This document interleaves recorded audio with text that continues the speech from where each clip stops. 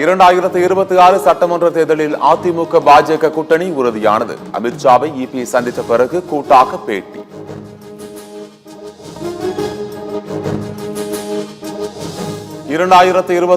அதிமுக தலைமையில் தேர்தலை சந்திப்போம். தமிழ்நாட்டில் கூட்டணி ஆட்சிதான் நடக்கும் என்று அமித்ஷா திட்டவட்டம்.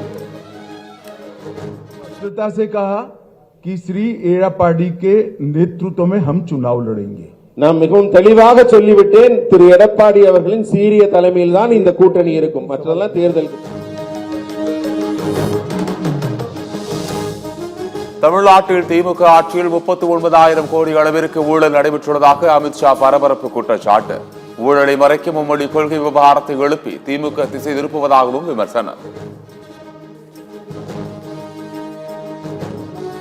அமைச்சர் கே என் நேருவின் சகோதரர் கே என் ரவிச்சந்திரன் மருத்துவமனையில் அனுமதி. அமலாக்கத்துறை விசாரணைக்கு ஆஜராகுமாறு சம்மன் அனுப்பியிருந்த நிலையில் உடல்நலக் கோளாறு.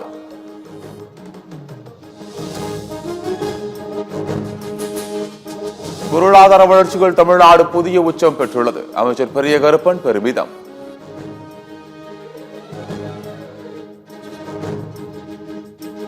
தமிழ்நாடு பாஜகவின் புதிய தலைவராக போட்டியின்றி தேர்வாகிறார் நயினார் நாகேந்திரன். மாநில தலைவர் தேர்தலுக்கு நயினார் நாகேந்திரன் மட்டுமே வேட்புமனுவை தாக்கல் செய்துள்ளதால் போட்டியின்றி தேர்வு.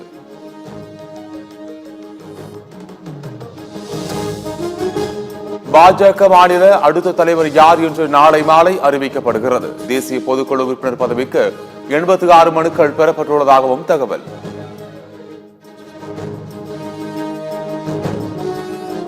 மத்திய உள்துறை அமைச்சர் அமித்ஷாவின் சென்னை வருகையை கண்டித்து காங்கிரஸ் கட்சியினர் கருப்பு கொடி ஏந்தி ஆர்ப்பாட்டம். கருப்பு பலூன்களை பறக்கவிடும் போராட்டம்.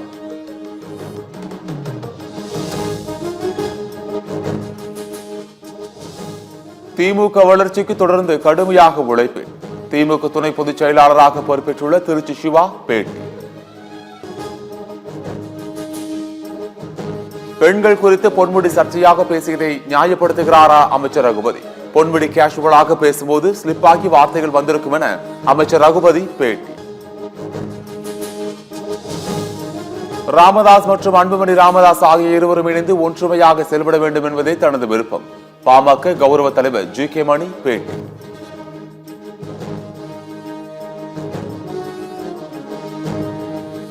புதுச்சேரியில் அரசு சார்பில் மக்களுக்கான நேரடி மானியம் வழங்குவதில் முறைகேடுகள் நடைபெற்றுள்ளது. அதிமுக புதுச்சேரி செயலாளர் அன்பழகன் குற்றச்சாட்டு.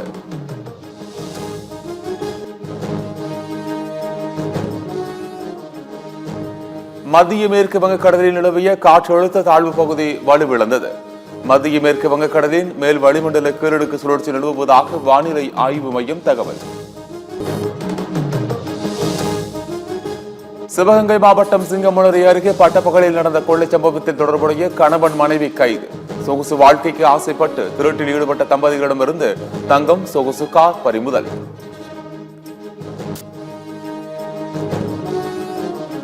அண்ணாமலை மாற்றத்திற்கு பிறகே அதிமுகவுடன் கூட்டணி என்ற கேள்விக்கு அமித்ஷா மறுப்பு.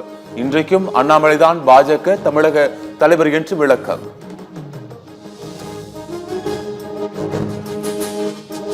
கேரளாவில் அரசு தேர்வு எழுத சென்ற தேர்வரின் ஹால் டிக்கெட்டை பருந்து பறித்துச் சென்றதால் பரபரப்பு. தேர்வு அறையின் ஜன்னல் மீது அமர்ந்து பருந்து சற்று நேரம் கழித்து ஹால் டிக்கெட்டை கீழே போட்டுவிட்டு பறந்து சென்றது.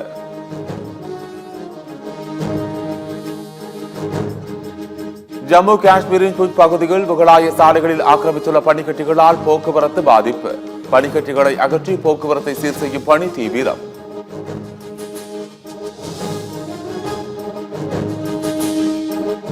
சிமெண்ட்ஸ் நிறுவன சிஇஓ அகஸ்டின் எஸ்கோபார் ஹெலிகாப்டர் விபத்தில் உயிரிழந்ததாக தகவல்.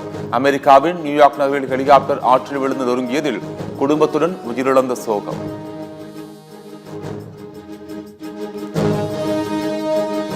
ஐபிஎல் லீக் போட்டியில் சென்னை கொல்கத்தா அணிகள் இன்று பல பரீட்சை. சென்னை அணிக்கு மீண்டும் கேப்டன் பொறுப்பேற்றுள்ள தோனி தொடர் தோல்விகளை தடுத்து நிறுத்துவாரா என ரசிகர்கள் எதிர்பார்ப்பு.